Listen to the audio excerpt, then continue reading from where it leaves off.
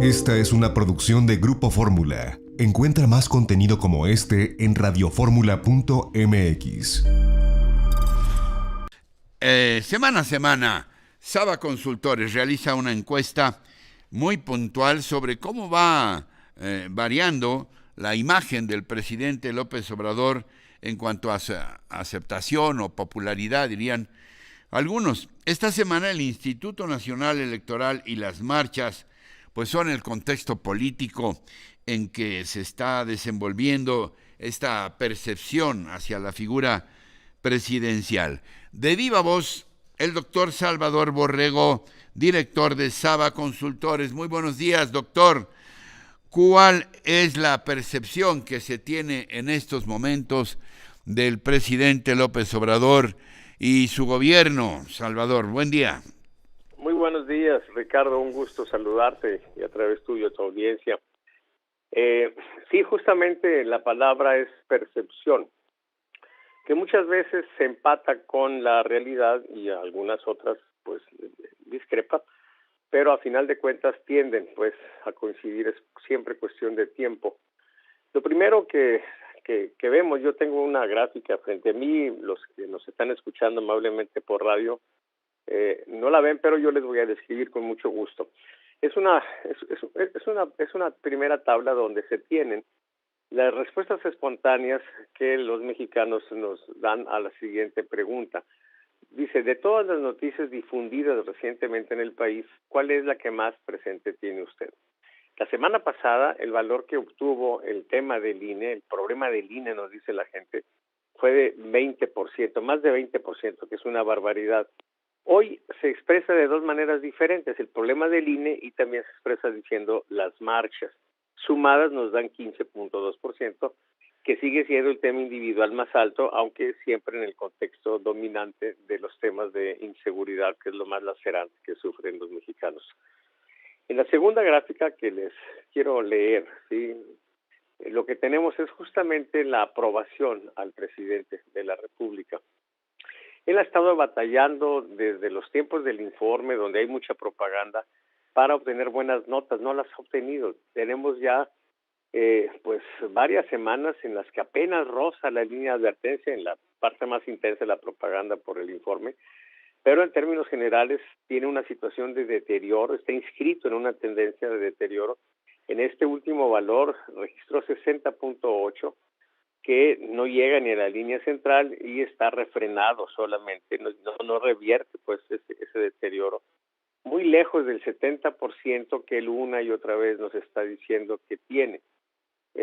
Solamente hace algunos meses rebasó por unas 2 o 3 semanas ese valor de 70%. En realidad la aprobación de él pues está abajito de 60%. 60, abajo de 60. Así es, él se está inflando un poco más de 10 puntos su aprobación. Tiene 59.8 en una tercera gráfica que le estoy leyendo a esta audiencia. Tenemos incluso la evolución que muestra pues que fue ya de manera más precisa por ahí de enero de este año cuando rebasó por 3 semanas ese valor de 70%, y a raíz de entonces ha estado perdiendo cerca de 12 puntos y ahorita está en ese valor de 59.8 con una desaprobación que va al alza de 27.5%. Ahora bien, estas son preguntas que son respondidas o contestadas por toda la población, ¿sí? Entonces tenemos esa aprobación, esa desaprobación. Pero hay otros indicadores en el propósito de anticipar problemas, también anticipar oportunidades entre los actores políticos. Esto pues lo puede uno desde el poder ver en el propósito de prevenir, anticipar los riesgos, pero también por supuesto desde la oposición. Y esas otras tienen la sensibilidad de anticipar los riesgos. Y en el caso de el presidente, cuando vemos la cuarta gráfica que dice quién es en su opinión el mejor político de México, lo que observamos es que tiene una alerta importante y de pronto pues desciende, que el orden casi de 5 puntos de antes de la marcha del día 13 a el último valor que registramos este lunes. Entonces tenemos pues que hoy en día el presidente López Obrador es considerado el mejor político por el 26.6%, pero hace 2 semanas estaba considerado, o hace una semana, por más de 30%. O sea, los fans, y ese es un tema muy interesante porque hoy en día con el populismo y la polarización, los políticos más que seguidores o correligionarios tienen fanáticos, tienen fans. Bueno, que se deterioren los fans significa que algo está haciendo que no le está gustando ni siquiera a sus más fieles, y esto es grave. En una quinta gráfica tenemos la contraparte de esta pregunta, que es ¿quién es el peor político de México? Y aquí sucede lo contrario, ¿sí? De andar apenas arribita del 5%, como 6%, se acerca al 10%, o sea, brinca el porcentaje de quienes lo consideran el peor político de México. Y aquí es interesante observar que dadas las respuestas que nos dan a personajes históricos como Benito Juárez, Lázaro Cárdenas del Río, etcétera, es no considerarlo el mejor en los tiempos actuales, considerarlo el mejor o el peor de todos los tiempos. Esto es realmente preocupante. Hay una sexta gráfica que es muy interesante, se las voy a describir a nuestros radioescuchas, y es porque se grafica en el tiempo cómo va evolucionando la aprobación del presidente y cómo va evolucionando también el porcentaje de personas donde por lo menos un elemento de su familia está recibiendo apoyos económicos. Y se ve cómo cuando el presidente se deteriora, se incrementa el porcentaje de esas personas, las que reciben dinero, para detener las caídas, para volver otra vez a agarrar vuelo, y así se va dando a lo largo de las semanas, con una situación muy interesante que obedece a la ley de rendimientos decrecientes. Al principio, con menos personas recibiendo apoyo, el presidente andaba arriba, pues incluso hasta el 70%, como ya lo señalamos, y ahora ya el margen, la diferencia entre un porcentaje y otro, pues está ya no en ese pues 15 o 20%, sino apenas de 59.8 a 56.9, o sea, ya se cerró a 3 puntos. Eso quiere decir que este mecanismo, esta manivela que ha usado el presidente y su gobierno para sortear las crisis, se está agotando, y ese también es un riesgo. Y finalmente, la última gráfica, tengo un documento que se los voy a leer, que es lo que nosotros llamamos una carta de navegación política. Y es muy importante, se hace cada 4 mediciones, esta gráfica, se las voy a describir hasta dentro de 4 semanas.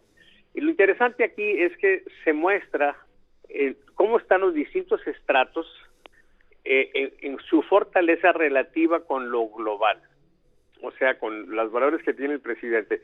Hoy en día, como les dijimos, tiene 59.8%, hace un mes, en el cierre de este documento, tenía 64%, o sea, ha perdido pues por ahí del orden de 4 o 5%.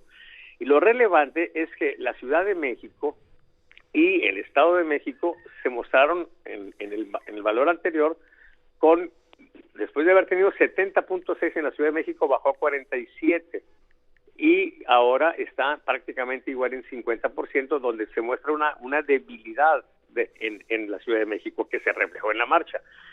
En el Estado de México, de haber tenido 63.6 en la anterior, bajó a 55 y ahora está en 56, o sea, también muy similar. Y en Veracruz, que había tenido una condición de fortaleza en la anterior de 82.5, baja a 70 puntos. O sea, de ser una fortaleza quedó en una situación donde ya no se tiene.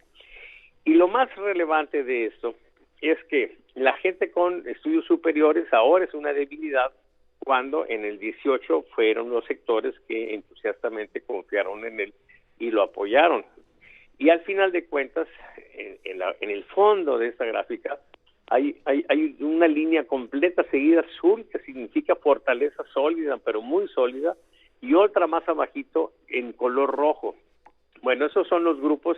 El primero, el que soporta al presidente, que son los que reciben esos apoyos, ¿sí?, de los programas del presidente, y en rojo, los que no reciben. Y estamos hablando de 70%, ahí sí está el 70% del presidente, quizás sea su entorno social inmediato, ¿sí?